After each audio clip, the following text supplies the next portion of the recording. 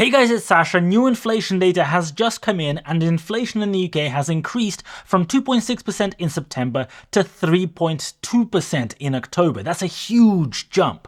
And I am going to show you exactly why inflation in the UK is going up. The media is of course busy printing lies and gaslighting. The BBC says higher energy bills push UK inflation to 2.3%. First up, everyone needs to stop using CPI as the measure of inflation in the UK. CPI does not include the biggest cost that we all pay, which is housing, and the CPI number has gone up from 1.7 to 2.3%, but you can see that even the Office of National Statistics uses CPIH as the main inflation indicator. To their credit, it is the first bullet point in their report. But first, let's start with the gaslighting by the UK government. The BBC, along with all the other major media outlets, are all singing from the same hymn sheet, printing that the reason that inflation has ticked up is because of energy prices. This, of course, is the government line because they want people to believe that the increase has nothing to do with their failings, with their policies, with what they're doing, with what they're not doing, and it's all in fact just to do with energy prices going up. That's nothing, that's out of their control. But it is completely incorrect to say that inflation is up because of energy prices.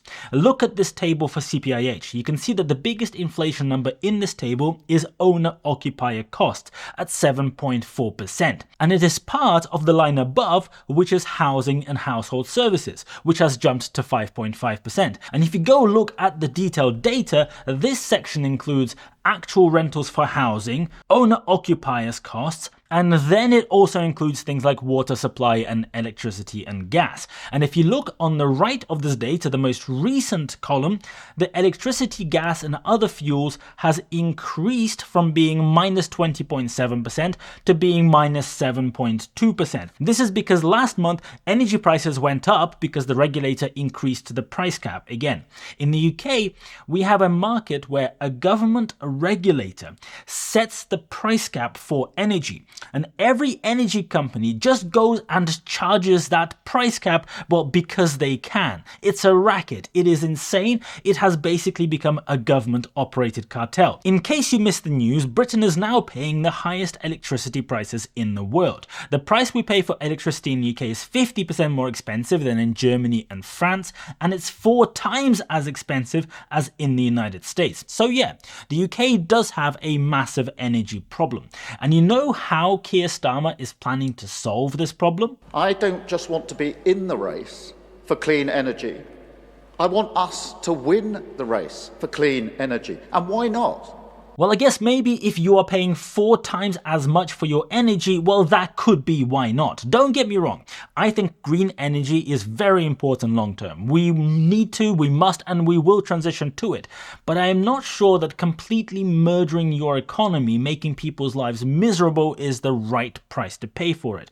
But let's go back to the inflation data, because look, they inserted this new chart in here, which says gas and electricity prices rise for only the second time since January 2023. This chart was not here in any of the previous inflation reports, and the only reason that they've gone and inserted it, that made it happen in this report, is to try and pretend that this little increase is the reason why inflation has just jumped up. The problem is, this chart literally says the exact opposite of what they want you to think it says. In October 2024, the price of electricity on this chart is 155.8 and gas is 187.6.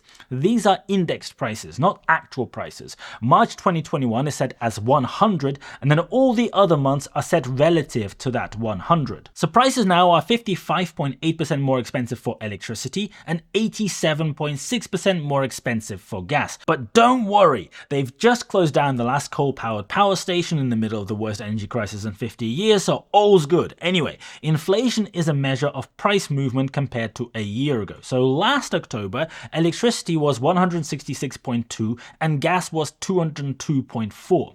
And the more erudite of you might notice that the price of gas and the price of electricity in the new data is lower than it was a year ago. So energy is actually pushing the overall inflation figure down, not up.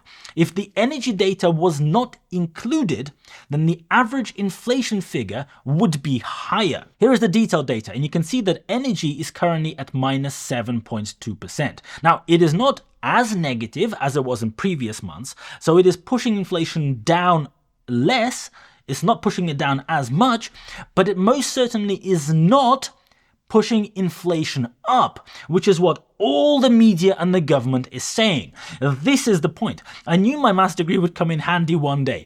Just because energy is not as negative as it was before does not mean that energy is pushing up inflation. It just means that pushing it down less. It's obfuscating the rest of inflation less. It's like having your favorite chocolate bar in the shop, and that chocolate bar costs you £2. You walk into the shop one day and that chocolate bar is on sale. It's just £1, 50% off, right? So you buy one. Then you go to the shop the next day and the chocolate bar is still on discount, but the discount on that second day is a little bit less. The chocolate bar now costs £1.20. So you go to the checkout and your bill is 50% more than a week ago before the chocolate bar was on discount at all. Your shopping trolley is full of expensive booze, scratch cards, snacks, I don't know, whatever. And you look at your shopping trolley full of all of that stuff and you think, well, the reason it's really expensive is because, well, the chocolate bar is a bit more expensive today than yesterday. So that must be the reason why my total bill has gone up so much, right? And the thing is, you don't have to look very far to see why inflation has actually gone up so much. It's right there in the main table in two places. Owner-occupier costs are up 7.4%. And services inflation is still at 5.6%, which is very high and it just refuses to come down. And the month-on-month figure for services is 0.5%. So services inflation has actually slightly accelerated. Owner-occupier costs are up because the UK financial system is set up to print money for the banks. It is set up to make it easy for the banks to make money for no particular reason whatsoever. Interest rates have gone up, so mortgage costs are now insanely expensive. And in the UK, it's set up so that everyone remortgages every 2 to 5 years because we don't have fixed long-term mortgage deals. It was incredibly obvious that this is going to happen. I was saying that this exact problem would happen 1 or 2 years ago when the housing costs would begin pushing the overall inflation number up after all the other costs subside. And here we are. Housing costs are by far the biggest upward driver of inflation. Rent prices are also going up fast. They are also at 7.4%, the highest they have been in recent history. And this is the chart of rent prices within inflation. And you can see how the curve is going up way faster at the end here. This is what's known in mathematics as fucking expensive. And of course, the Labour government is working very hard to solve this problem. After the recent budget, landlords face record stamp duty bills because Rachel Reeves has increased stamp duty for buy-to-let landlords, which means the average stamp duty for landlords now stands at £14,766. This stamp duty is 8 times higher than it was back in 2016 before the Conservative government began cracking down on buy-to-let landlords, and their stamp duty is now 3 times as expensive as a regular person buying their own home. And at the same time, new legislation came in which means landlords can't offset mortgage interest against their marginal tax rate and can only claim 20% tax relief. So for many landlords, that means an extra 20% tax on that mortgage interest being lost. And capital gains tax has reduced from £12,300 to just £3,000. So when that landlord eventually sells the property, they also have to pay a lot more in capital gains. And the new government has proposed a renters' rights bill, which makes it much harder to evict people, collect rent, sell a rental property with tenants in it, etc., etc. So the supply of rental property in the UK has been shrinking and will continue to shrink. And that means that rent prices have been climbing. Housing is a very big problem in the UK. Mortgage affordability is a massive problem. If you had a £200,000 mortgage over 20 years back in 2021, you were maybe paying around £1,000 a month for your mortgage.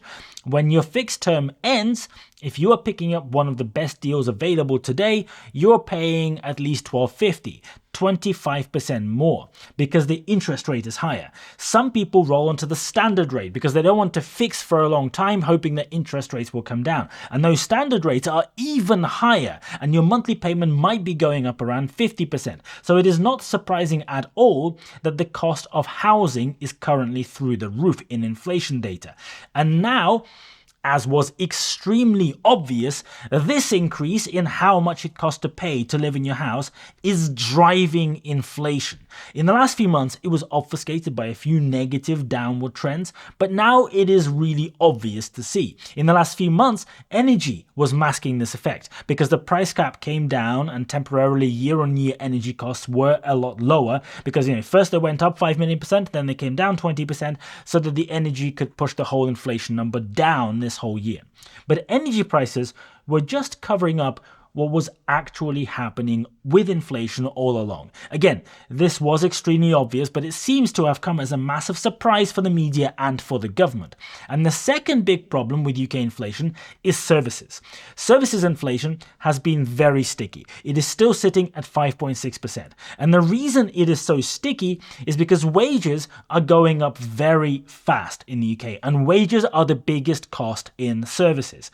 So what is the UK government doing about that? Well, they've just increased employer national insurance contributions, which means that the cost of employees to companies is going up again, and that will of course be passed on through services. And they are increasing minimum wage by 6.7% in April, several times the level of average inflation at the moment, and it's going up even more for young people. So what do you think is all of that going to do to services inflation when companies suddenly have to start paying 6.7% more for minimum wage and the extra national insurance on top? The most frustrating thing about this inflation data is that the government would rather lie, would rather gaslight, make shit up than say things how they are. Look, this latest inflation report has a section on housing and household services, brackets, including energy.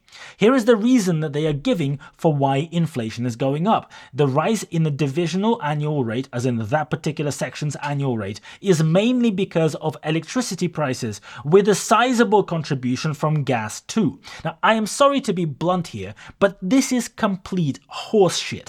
Their own data that we've just looked at shows that energy prices are lower than a year ago, just not as much lower as last month.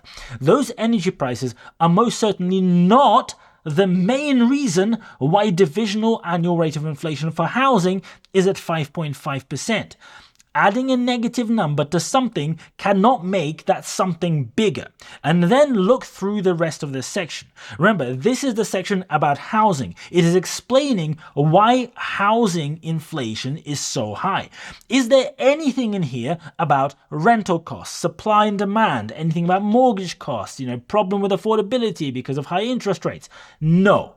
First paragraph is all about energy. Next paragraph is also all about energy. Third paragraph is about a chart about energy, and the last paragraph is about gas and electricity prices. This is complete gaslighting from the Office of National Statistics. It's pathetic. If you work in the Office of National Statistics, you should be embarrassed.